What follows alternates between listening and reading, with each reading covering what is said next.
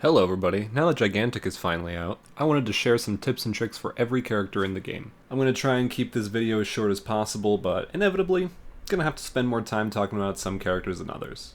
And if you only want to see certain characters' parts, there will be timestamps below. Alright, with that out of the way, let's get into the video. Starting off with... I love a good dogfight. Beckett is our only character with a traditional ammo system, and it works exactly like how you think it would. But what you might not have known is that when you use her Q ability, Swap Weapon, to switch between her dual pistols and her cannon, the gun you swap to will always be fully reloaded. So a great way to subvert the DPS loss of reloading is to always swap your gun when your ammo count hits 0. This works really well in tandem with the Outgunned talent, which gives basic attack damage when you swap your guns, and since the buff duration and cooldown of Outgunned are both 3 seconds, you can always have the buff available.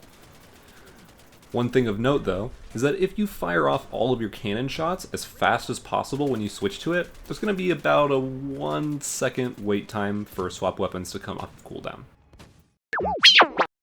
HK is a pretty simple DPS, with very high durability for his class, but a distinct lack of mobility.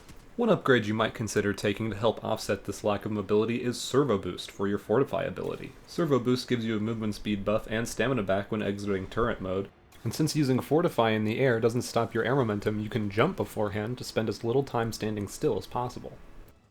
I still smolder. Charnok is also a pretty simple character. He's one of my personal favorite DPS heroes, and for the most part, you're just going to be throwing fireballs at range, drop a hot hail every so often, breathe fire on people when they get close to you. So, since there's not much mechanically to talk about, I want to give you guys a few of my favorite upgrades that let you do silly stuff with this character. The core of its strength lies in Make It Rain Fire for your Q, which makes your fireball start at charge level 2 for 3 seconds.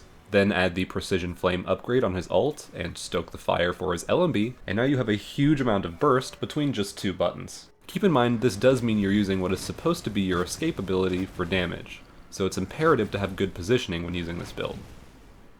Peer into the abyss. Ezren is one of the most unique range DPS in the game. Most of his damage comes from spamming his right click, Soul Fire, as much as possible. Soul Fire itself has no cooldown, but you need souls to cast it, and you get souls by landing Soul Calibur, which is his left click. Now you can only store a max of 3 souls at a time, but it doesn't limit you from only casting 3 Soul Fires in a row, because the game only adds a soul to your stock when the animation for Soul Calibur actually touches Ezren. This means if you have 3 souls stored, land a left click, then quickly start firing off soul fires before the animation actually touches Ezren, you can fire soul fire 4 times in a row. And if you take Unholy Communion for Soul Calibur, which lets you steal souls in an AoE, you can get off even more than 4 soul fires in a row.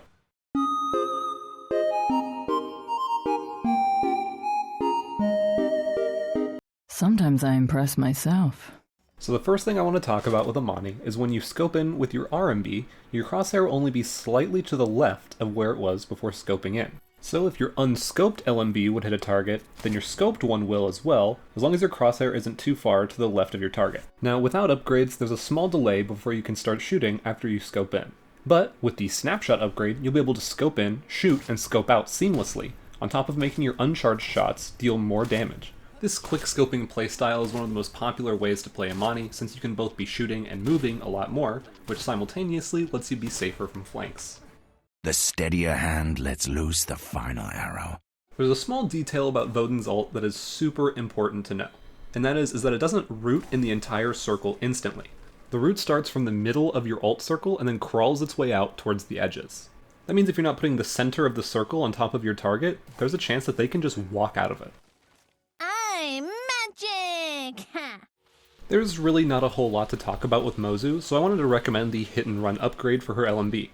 This upgrade is really strong because it allows you to front load a bunch of your damage, which can oftentimes be the difference between getting a kill or not. Another nice thing about it is that you don't need to land an ability for Hit and Run to proc, so you can just kind of whiff your RMB and then start blasting. Even Chaos picks favorites. Oru's ult only deals the execute damage from the clap, as long as at least 1 card from the spinny part hits an enemy. So unless you need more damage on a specific target, then try to hit as many people as possible before it ends. You glad to see me? Ramsay can cancel the entire animation for his Juju Fruit ability by simply using his RMB, Rush, or a dodge at any point during the animation. You don't need to cancel it all the time, especially before a fight, since you can still run during it, but in a fight, this is definitely something you want to be doing very often. For Tyto, I also wanted to talk about an important animation cancel he has, but this is more of a defensive one than an offensive one. All you have to do is dodge, use a dodge attack, then jump and use Blade Dance. This cancel takes some time getting used to, but with a little practice, you'll develop the muscle memory for it in no time. It's hard to improve perfection. Wu is a sweet character with a variety of strong upgrades to choose from, except for his LMB. Please God, don't use Cyclone Kick, it is so awful. So in that vein, I wanted to share another important animation cancel involving his uppercut. This one only matters when you're in the air with an uppercut proc waiting to be used, but that's going to happen quite frequently because of Splash Kick. Using this cancel is a must because uppercut, when used in the air, just kills all of your air momentum and you fall straight down. So all you gotta do to subvert this is simply double click LMB in the air and you'll cancel the uppercut into a normal jump attack. Let's get stabbing. Look, I don't play Tripp, so when thinking about what to talk about for her segment, I was just going to default to the build that I see most Tripp players use, which is her backstab build. But I also had people telling me that that's not really her best build. So to settle this issue, I talked to the gigantic expert that I keep on retainer, and this is what he had to say. Overall, the nerfs she had, it makes it way harder for her to fight people directly like before. So now the creature killing build is making a big rise. Tripp is playing PvE, or trying to get early picks for levels, then she can shine. But it's all about the early lead. If she's equal level, even 10 to 10 or behind, she's paper. Alright, so I guess this segment will be about PvE then. First off, most importantly, don't die. I think this one should be obvious, but it's not worth trading your life for a creature kill, so it's totally fine to leave, heal, and come back and just slowly whittle down the creature. And if no one comes to stop you, cool. You get free power for your team, and if somebody does come to stop you, well, that's also cool, because now they aren't helping kill your teammates. Just rinse and repeat this cycle, and you're good to go. Ready for the horns? Knossos doesn't really have any crazy mechanics to take advantage of or anything, so I wanted to use his segment to talk about the importance of stamina management. Since Knossos usually wants to use his dash offensively for CC, his only form of escape is just running away, so you need to actually have enough stamina to do so. So here's some things that can help you manage your stamina better. Number 1, stop bunny hopping.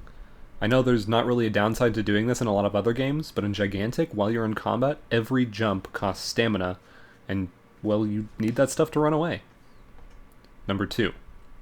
Make it a habit to look at the stamina bar every so often so you know what you're working with at any given time. Number 3. Recognizing when you can start walking, sometimes even in combat, so you can start regenning stamina. This one really just comes with experience, but it's an invaluable skill to learn. To battle! To victory! Margrave is mostly known for his tankiness, and he does have options for a more aggressive build if you want that sort of thing, but one upgrade remains kinda useless for both playstyles, and that's Doomstrike for his LMB. It can just be hard countered way too easily by dodges or interrupts, and its damage increase is really not enough to compensate for its downsides. So whether you want to have a tankier or more damaging build, I would highly recommend taking Counter instead. It has so much utility, giving you an interrupt on a short cooldown whenever you might need it, on top of weakening the dude you hit, and giving you a massive amount of frontal damage reduction. You're under my protection. Rutger's ult and RMB are both relatively easy abilities to dodge, so let's talk about ways to use them more effectively, starting with his ult. And honestly, most of the time, you're probably going to be using this ability defensively, or forcing your opponents to stop gathering power or summoning. But if you do want or need to use it offensively, it's best to start it from behind a wall or something, because if they can see where you start rolling, it gives them a much easier time gauging their dodge. Now let's talk about Tremors. Tremors in the past has been notorious as the ability that deals damage twice, and then takes 25 stamina from your opponent. Which is honestly still not a terrible basic ability, but there are some tools we have to actually get it to land. The first involves taking the Mineral Heavy upgrade, since if you cast the wall right before using Tremors, the daze will happen right before the third hit. Secondly, you can delay any of the 3 hits of your RMB, which can throw off your opponent's dodge timing. My name is Pakko. Pakko is a little different than the other tanks in that he is not an armored character, which is a little confusing because all characters have a base amount of armor, which is 15 for most, but armored characters have 25.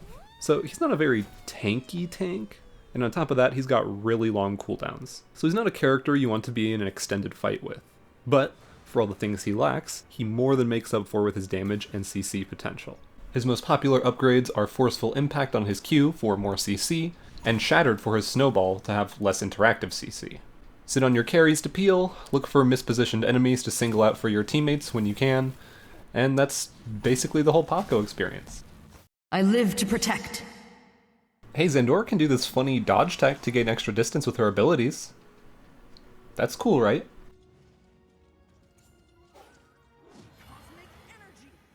I am quite handy.